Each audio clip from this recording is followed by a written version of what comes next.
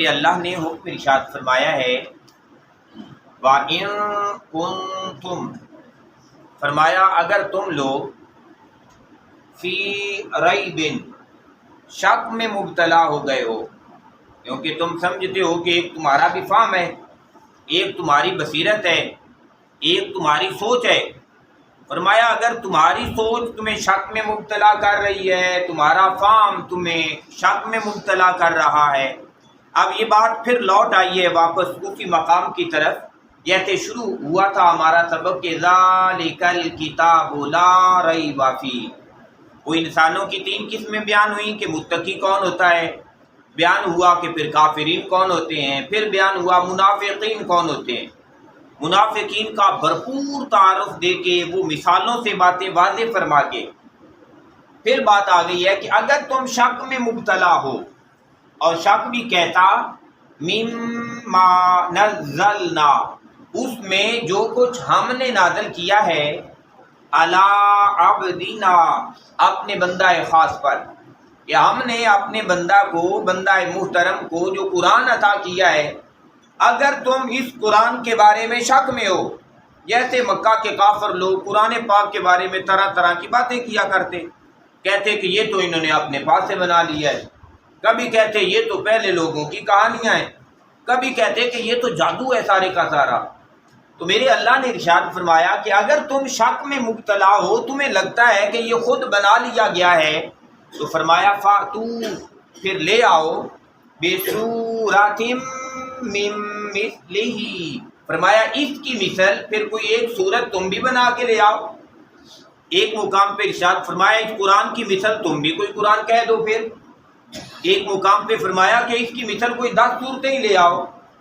اس مقام پہ بات جیسے کہتے ہیں نا کہ انتہا تک پہنچانا،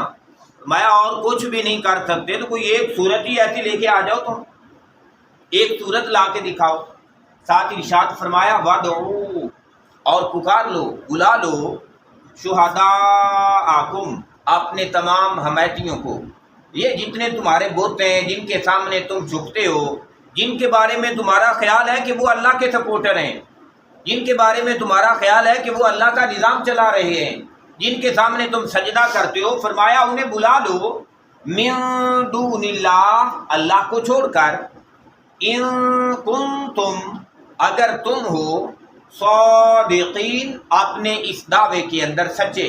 اگر تم سچے ہو تو فرمایا تم بھی پھر کچھ کر کے تو دکھاؤ۔ پھر ارشاد فرمایا میرے اللہ نے فَإِن لَمْ تَفْعَلُوا، فرمایا اگر تم نہ کر سکو یہ کام جو تمہیں کہا جا رہا ہے،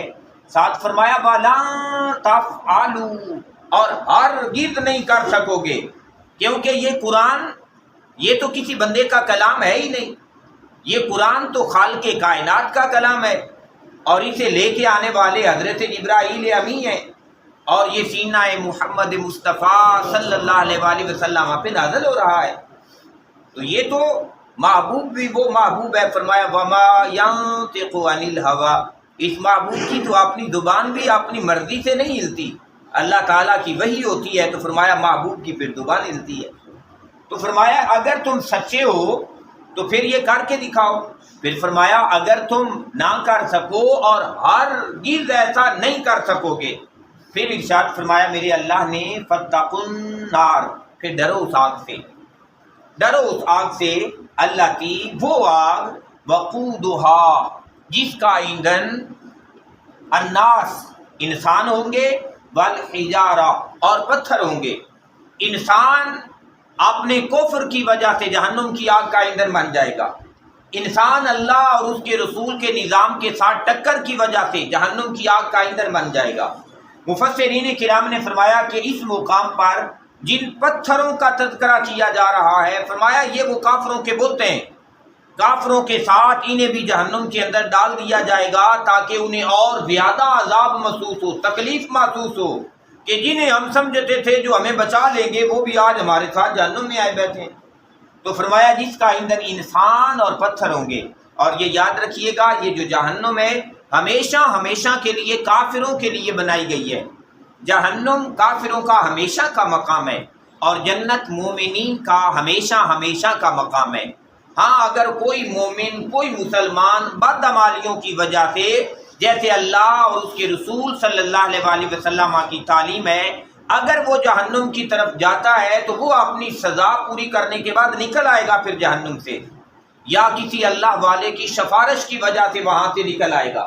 اور ہمیشہ ہمیشہ کے لیے وہ جنت میں داخل ہوگا۔ پھر ارشاد فرمایا میرے اللہ نے اعدت للکافرین، اور یہ جہنم ہمیشہ ہمیشہ کے لیے کافروں کے لیے تیار کی گئی ہے۔ لیکن ہم دیکھتے ہیں کہ کچھ کافر لوگ تو وہ ہیں جنہوں نے صراحتاً سیدھی سیدھی بات مانی ہی نہیں، کہا ہم اللہ کو بھی نہیں مانتے، ہم اللہ کے رسول کو بھی نہیں مانتے،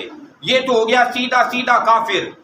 لیکن اگر ایک وہ بندہ ہے جس کی زبان تو مانے اللہ کو بھی، جس کی زبان مانے اللہ کے رسول کو بھی، پر اس کا عمل لگے کہ جیسے نہ اس کا کوئی اللہ کے ساتھ تعلق ہے نہ اللہ کے رسول کے ساتھ تعلق ہے، تو گویا پیارے بھائیو ہمیں اپنے اعمال کی صورت میں مومن اور مسلمان ہو جانا چاہیے۔ ہمارے اعمال ایسے ہو جانے چاہیے کہ لوگ ہمارا کردار دیکھیں اور کہیں کہ یہ کسی بندہ مومن کا کردار ہے۔ اللہ تعالیٰ سے دعا ہے کہ میرا اللہ ہمیں قرآن کا فہم بھی عطا کرے اور اس کے مطابق زندگیاں بدلنے کی سعادت بھی نصیب فرمائے۔